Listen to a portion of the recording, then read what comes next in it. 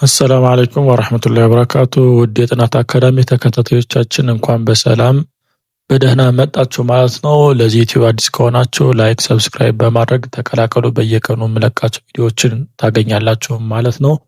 ዛሬ የማስተምራችሁ ሌላኛው ክፍል የአማርኛ በእንግሊዝኛ ትምህርት ይሆናል ማለት ነው። እናንተ እስከ መጨረሻው በማዳመጥ እንዲሁም ለጓደኞቻችሁ ሸር በማድረግ ተደራሽ አርጉት ማለት ነው። እንዲሁም በልዩ ክትትል የኦንላይን ትምህርት መማር የምትፈልጉ በግሩፕም ሆነ በግል እዚህ ስክሪን ጋር ባስቀመጥኩላችሁ ስልክ ቁጥር አናግሩን፣ እናስተምራለን ማለት ነው። እንዲሁም ቴሌግራም ደግሞ የምትመጡ ልጆች ካላችሁ ከምሽቱ 4 ሰዓት እስከ 5 ሰዓት ማለት ነው የነጻ ትምህርት ቅዳሜና እሁድ ብቻ እናስተምራለን ማለት ነው። ያንንም መቀላቀል ትችላላችሁ። ቀጥታ ወደ ትምህርቱ ምጋ ይሆናል። እናንተ እስከ መጨረሻው ድረስ ተከታተሉኝ። እሺ እዚህ ጋር ወተት ይላል። ወተት ለሚለው ደብሊው ኢ ነው። ለሚለው ደብሊው ኢ፣ ለሚለው ቲኢ፣ ለሚለው ደግሞ ቲ ይሆናል።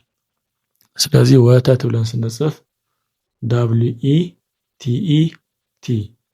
ለምን ነው ኢ የሆነ እዚህ ለደብሊው ኢ የሆነ የመጀመሪያ ፊደል ስለሆነ፣ ለተም ቲኢ የሆነ የመጀመሪያ ፊደል ስለሆነ፣ ት ግን ስድስተኛ ፊደል ስለሆነ አናባቢ አይኖረውም ቲ ብቻ ነው የምትሆን ማለት ነው። ስለዚህ ወተት እንደዚህ ይጻፋል። ቀጣዩ ኩባያ። ለከኩ እንግዲህ ኬዩ ነው።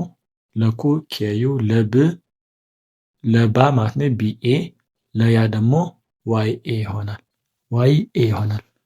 ኩባያ ስንጽፍ ኬዩ ቢኤ ዋይኤ ይሆናል።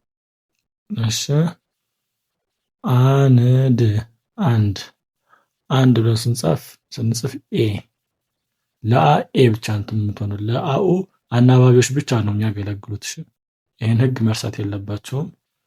ለምሳሌ ለአ ማለት ኤ ነው የምትሆነው፣ ለኡ ዩ ነው የምትሆነው፣ ለኢ አይ ነው የምትሆነው፣ ለአ ኤ ነው የምትሆነው። ልክ እንደዛ እያለ አንድ ለሚለው ኤ፣ ለአ ኤ፣ ን ለሚለው ን ኤን ትሆናለች፣ ድ ለሚለው ደግሞ ዲ ትሆናለች።